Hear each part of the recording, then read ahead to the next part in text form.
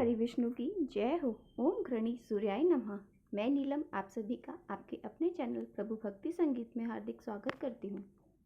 जनों, आज पौष मास के शुक्ल पक्ष की सप्तमी तिथि है और आज दिन सोमवार का है। सोमवार का दिन भोलेनाथ बाबा शिव शंकर को समर्पित होता है और कई लोग इस दिन व्रत भी रखते हैं और जो व्रत ना भी रखे उन्हें भी सोमवार के दिन शिव भगवान की पूजा जरूर करनी चाहिए ताकि उनकी कृपा दृष्टि उन पे और उनके परिवार पे सदैव सदैव बनी रहे। तो आइए आज अब सबसे पहले प्रारंभ करते हैं शिव भगवान की कथा। प्राचीन काल में एक गांव में दो भाई रहते थे। दोनों भाइयों की पत्नियां देवरानी और जेठानी एक ही घर में रहती थी। दोनों के स्वभाव और व्यवहार में बहुत अंतर था। जेठानी स्वभाव से घमंडी थी और लालची थी। देवरानी नर्म और मेहनती थी। देवरानी का भक्ति और सोमवार का व्रत करती थी और बहुत ही पूजा पाठ करने वाली थी। देवरानी को भगवान शिव और माता पार्वती में गहरी आस्था थी। वह हर सोमवार व्रत रखती और शिव मंदिर में जाकर पूजा करती। उसकी दिनचर्या बहुत सादगीपूर्ण होती थी। वह अपनी जेठानी के ताने को सहन करते हुए भी भगवान शिव की आराधना में सदैव लीन रहती थी। एक दिन देवरानी ने जेठानी से कहा, आप भी सोमवार का व्रत करें, इससे घर में सुख समृद्धि आएगी। लेकिन जेठानी ने उसकी बात हंसकर टांग दी और कहा, मुझे इन ढकोसलों से कोई फर्क नहीं पड़ता और ना इनमें कोई विश्वास है। काम करने से पैसा आता है, भगवान पूजा से सदैव प्रसन्न होते हैं, देवरानी ने कहा। परंतु जेठानी ने उसकी बात टाल दी और देवरानी अपने व्रत को पूरी निष्ठा और श्रद्धा से जारी रखती रही। व्रत के नियमों का पालन करती, उपवास करती, शिव जी की कथा सुनती। धीरे धीरे उसके घर में सुख शांति समृद्धि बढ़ने लगी। लोग उसकी भक्ति और पुण्य की प्रशंसा करने लगे। वहीं दूसरी ओर जेठानी का व्यवहार वैसा ही रहा। हमेशा देवरानी पर हुक्म चलाती, उसका मजाक उड़ाती। लेकिन घर की सारी समस्याएं, आर्थिक तंगी और उसके घर में प्रथम समस्याएं बढ़ने लगी। एक दिन गांव के एक संत ने देवरानी से कहा, तुम्हारी भक्ति से भगवान शिव बहुत प्रसन्न है। तुम्हारे व्रत के कारण तुम्हारे घर में सुख शांति आएगी। जो भी यह व्रत सच्चे मन से करेगा उसके जीवन के सारे कष्ट दूर होंगे। रानी ने संत की यह बात जेठानी को बताई, लेकिन जेठानी ने तब भी उसका मजाक बना दिया और देवरानी की मेहनत और भगवान ने विश्वास को व्यर्थ मानती थी। एक रात को शिव जी स्वयं देवरानी के सपने में आए और बोले, तुम्हारी भक्ति से हम बहुत प्रसन्न हैं। तुम्हारे घर में कभी धन और सुख की कमी नहीं होगी। लेकिन अपनी जेठानी को भी सच्चे मन से व्रत रखने की सलाह दो।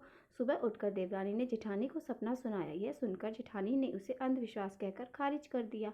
लेकिन कुछ ही दिनों बाद उसके जीवन में ऐसी घटना घटी जिससे वह परेशान सी दिखने लगी। जेठानी ने देखा देवरानी के घर का वातावरण बहुत शांत और खुशहाल है, जबकि उसके अपने घर में लड़ाई झगड़े, आर्थिक परेशानियां बढ़ती जा रही हैं। उसने सोचा, शायद यह सब भगवान शिव की कृपा का परिणाम है। मुझे भी सोमवार का व्रत रखना चाहिए। और देवरानी से उसने व्रत रखने की विधि पूछी। देवरानी ने उसे सारा विधि समय उसे बताई और कहा कि आप इसका व्रत रखिए, आपको उसका पुण्य फल जरूर प्राप्त होगा। और उसने फिर देवरानी जेठानी ने बड़े ही सच्चे मन से उसका व्रत किया और उसकी सारी विधि का पालन सच्चे मन से उसने किया। सोमवार का व्रत सच्चे मन से करना चाहिए और शिव जी पर पूरा विश्वास रखना चाहिए और व्रत वाले दिन शिव जी की कथा अवश्य सुननी चाहिए।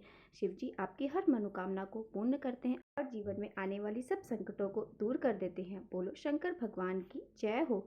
अब हम सुनते हैं पौष मास का अगला महात्म्य। आगे के महात्म्य में सुमंतु मुनि कहने लगे, हे राजन, भगवान सूर्य की भक्ति, पूजा और उनके लिए दान करना, हवन करना सभी के वश की बात नहीं है और उनकी भक्ति और ज्ञान और उसका अभ्यास करना भी अत्यंत दुर्लभ है। फिर भी उनके पूजन स्मरण करने से इसे प्राप्त किया जा सकता है। सूर्य मंदिर में सूर्य की परिक्रमा करने से यह सदा प्रसन्न रहते हैं। सूर्य चक्र बनाकर पूजन और सूर्य नारायण का स्तोत्र पाठ करने वाला व्यक्ति इच्छित फल और पुण्य तथा विषयों का परित्याग कर भगवान सूर्य में अपने मन को लगा देने वाला मनुष्य निर्भय होकर उनकी निश्चल भक्ति प्राप्त कर लेता है। राजा शतानिक से पूछा, हे दिव्य श्रेष्ठ, मुझे भगवान सूर्य की पूजन की विधि सुनने की बड़ी अभिलाषा है। मैं आपके ही मुख से सुनना चाहता हूँ। कृपा कर कहिए कि सूर्य की प्रतिमा स्थापित करने से कौन सा पुण्य फल प्राप्त होता है तथा मार्जन करने और गंध आदि के लेपन से किस पुण्य की प्राप्ति होती है। आरती, नृत्य, मंगल गीत आदि कृत्यों के करने से कौन सा पुण्य प्राप्त होता है। अर्घ, दान, जल और पंचामृत आदि से स्नान, कुश, रक्त, पुष्प, स्वर्ण, रत्न, गंध, चंदन, कपूर आदि के द्वारा पूजन, गंध आदि विलेपन, पुराण श्रवण और वाचन, अव्यंग दान और व्यम रूप में भगवान सूर्य तथा अरुण की पूजा करने से जो फल प्राप्त होता है वह भी बतला के कृपा करें। तब सुमंतु मुनि इस प्रकार कहने लगे, राजन, पहले अब भगवान सूर्य की महिमा तेज के विषय में सुनिए। कल्प के प्रारंभ में ब्रह्म देवी कर्ण अहंकार के वशीभूत हो गए। तम रूपी मोह ने उन्हें अपने वश में कर लिया। उसी समय अनेक अहंकार को दूर करने के लिए एक महनीय तेज प्रकट हुआ, जिससे यह संपूर्ण विश्व व्याप्त हो गया। अंधकार नाशक तथा 100 योजन विस्तार युक्त वह तेज पुंज आकाश में भ्रमण कर रहा था। उसका प्रकाश पृथ्वी पर कमल की कर्णिका की भांति दिखलाई दे रहा था। यह देख ब्रह्मदेवी कंठ पर इस प्रकार विचार करने लगे कि हम लोगों का तथा संसार का कल्याण करने के लिए यह तेज प्रादुर्भाव अर्थात प्रकट हुआ है। यह तेज कहाँ से प्रकट हुआ, इस विषय में कुछ न जान सके और इस तेज ने सभी देवगणों को आश्चर्यचकित कर डाला तथा तेजाधिपति उन्हें दिखाई भी नहीं पड़े। तब ब्रह्मदेवी, आप कौन हैं, कहाँ हैं, यह तेज की शक्ति कैसे है, हम सभी लोग आपका दर्शन करना चाहते हैं, उनसे प्रार्थना करने लगे। उनकी प्रार्थना से प्रसन्न होकर भगवान सूर्य नारायण अपने विराट रूप में प्रकट हो गए। उस महनीय तेज स्वरूप भगवान भास्कर की देवगण पृथक पृथक वंदना करने लगे। ब्रह्मा जी स्तुति का भाव इस प्रकार है। ब्रह्मा जी ने इस प्रकार स्तुति की, हे देव देवेश, आप सहस्त्र किरणों से प्रकाशमान हैं। हे कर्ण वल्लभ, आप संसार के लिए दीपक है, आपको नमस्कार है। अंतरिक्ष में स्थित होकर संपूर्ण विश्व को प्रकाशित करने वाले भगवान भास्कर विष्णु काल चक्र अमित तेजस्वी सोम काल इंद्र वसु अग्नि खग कोल लोकनाथ तथा एक चक्र वाले रथ से युक्त ऐसे नाम वाले आपको नमस्कार है। आप अमित तेजस्वी और संसार के कल्याण और मंगल कारक हैं। आपका सुंदर रूप अंधकार को नष्ट करने वाला है। आप तेज की नीति हैं, आपको नमस्कार है। आप धर्म और चतुवर्ण स्वरूप हैं। आप अमित तेजस्वी हैं, क्रोध लोभ से रहित हैं, संसार की स्थिति में कारण है। आप शुभ और मंगल स्वरूप है तथा शुभ और मंगल के प्रदाता हैं। आप परम शांत स्वरूप है तथा ब्राह्मण और ब्रह्म रूप हैं। ऐसे ही परमात्मा पर ब्रह्मा जगतपति, आप मेरे ऊपर प्रसन्न होइए, आपको नमस्कार है। ब्रह्मा जी के बाद शिव जी ने महातेजस्वी सूर्य नारायण को प्रणाम करके उनकी स्तुति इस प्रकार की, विश्व की स्थिति के कारण स्वरूप भगवान सूर्य देव, आपकी जय हो। अजय हंस दिवाकर महाबाहु भूधर गोचर भाव खग जगतपति भानु काल अनंत सवस्तर तथा शुभानंद, आपकी जय हो। कश्यप के आनंद वर्धन अदिति पुत्र सप्तवा शव वाहन सबसे तेज अंधकार को दूर करने वाले, आपकी जय हो। वेदांग रूप ग्रह रूप सत्य रूप स्वरा रूप क्रोधा आदि के विनाशक कल्याण पक्ष तथा यति रूप, आपकी जय हो। हे प्रभु, आप विश्वकर्मा विश्व रूप ओंकार वकार स्वाहा का तथा स्वध रूप हैं और आप भी अश्वमेव रूप यज्ञ और अर्मा रूप है, संसार रूपी सागर से मोक्ष दिलाने वाले हैं। जगतपति, मैं संसार सागर में डूब रहा हूँ, मुझे अपने हाथ का अवलंबन दीजिए, आपकी जय हो। भगवान शिव के बाद भगवान सूर्य ने विष्णु नारायण को श्रद्धापूर्वक और भक्तिपूर्वक प्रणाम कर उनकी स्तुति कर की और फिर भूत भावन देव देवेश, आप दिवाकर रवि भानु मार्तंड भास्कर भग इंद्र विष्णु हरि हंस अक्र इन रूपों में प्रसिद्ध हैं, आपको नमस्कार है। हे लोक गुरु विभुन त्रिनेत्रधारी त्रिमूर्ति त्रिगत हैं, आप 6 मुख 24 पाद तथा 12 हाथ वाले हैं, समस्त लोकों तथा प्राणियों के अधिपति हैं, देवताओं तथा वर्णों के भी आप ही अधिपति हैं, आपको नमस्कार है। हे जगत स्वामी, आप ही ब्रह्मा रूप प्रजापति सोम आदित्य ओंकार बृहस्पति बुध शुक्र अग्नि भग वरुण है, आपसे ही यह संपूर्ण सराचर जगत व्याप्त है। देवता असुर मनुष्य आदि सभी आपसे ही उत्पन्न हुए हैं। हे अनंत कल्प के आरंभ में संसार की उत्पत्ति पालन और संहार करने के लिए ब्रह्मा विष्णु और शिव उत्पन्न हुए हैं, आपको नमस्कार है। ब्रह्म देवी को अपनी अखंड भक्ति तथा अपना अनुराग प्राप्त करने का वर प्रदान करते हुए, हे विष्णु, आप देव दानव यक्ष राक्षस गंधर्व आदि सभी पर विजय प्राप्त कर अजय रहेंगे। संपूर्ण संसार का पालन करते हुए आपकी मेरे ऊपर अचल भक्ति बनी रहेगी। ब्रह्मा भी इस जगत की सृष्टि करने में समर्थ होंगे और मेरे प्रसाद से शंकर भी इस संसार का संहार कर सकेंगे, इसमें कोई संदेह नहीं। मेरी पूजा के फलस्वरूप आप लोग ज्ञानियों में उत्कृष्ट स्थान प्राप्त कर लेंगे। भगवान सूर्य के इन वचनों को सुनकर महादेव जी इस प्रकार बोले, हे भगवान, हम लोग आपकी आराधना किस प्रकार करें, उसे आप बताइए। हमें आपकी परम पूजनीय मूर्ति तो नहीं दिखाई दे रही, केवल प्रकाश की आकृति और मात्र तेज दिखाई दे पड़ रहा है। यह तेज आकार विहीन होने के कारण हृदय में स्थान नहीं पा रहा।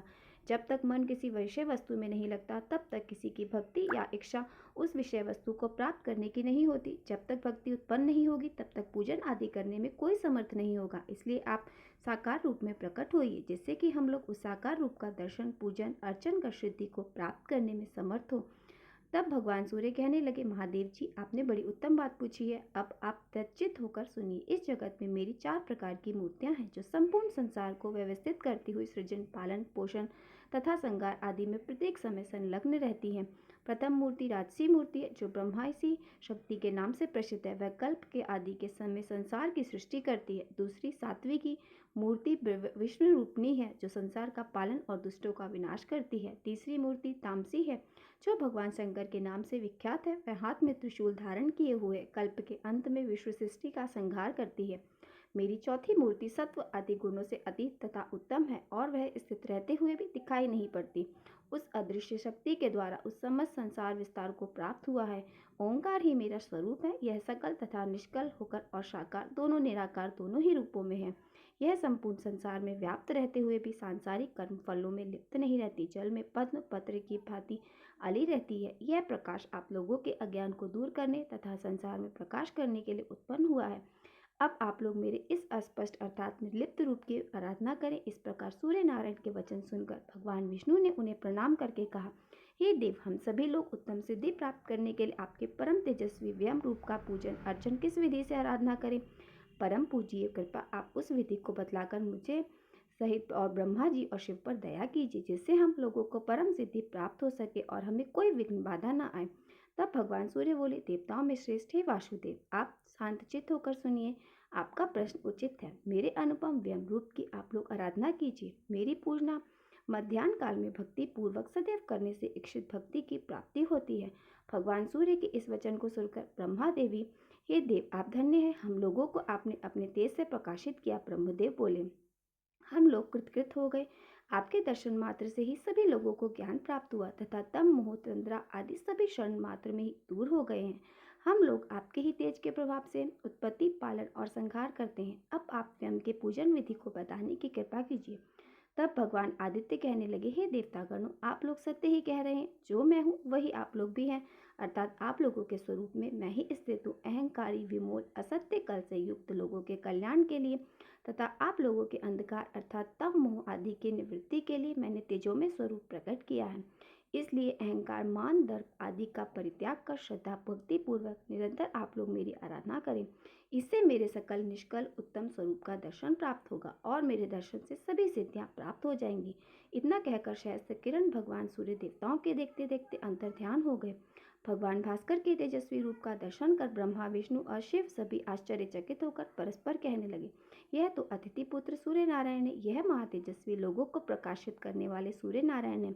इन्होंने हम सभी लोगों को महान अंधकार रूपी तम से निवृत्त कर दिया है। हम अपने स्थान पर चलकर अब इनकी पूजा करें, जिससे इनके प्रसाद से हमें सिद्धि की प्राप्ति हो सके। उस व्यम रूप की श्रद्धा भक्ति पूर्वक पूजन करने के लिए ब्रह्मा जी पुष्कर क्षेत्र में, भगवान विष्णु शालग्राम में और वृषभ ध्वज शंकर गंधमान में पर्वत पर चले गए। वहां मान, दर्प तथा अहंकार का परित्याग कर ब्रह्मा जी चार कोण से युक्त व्यम की, भगवान विष्णु चक्र में अंकित व्यम की और शिव अग्नि रूपी तेज से अभिभूत व्यम वृत्त की सदा भक्ति पूर्वक पूजा करने लगे। इसके बाद जो भी हुआ उसका वृतांत आप सभी अगले अध्याय में सुनिएगा।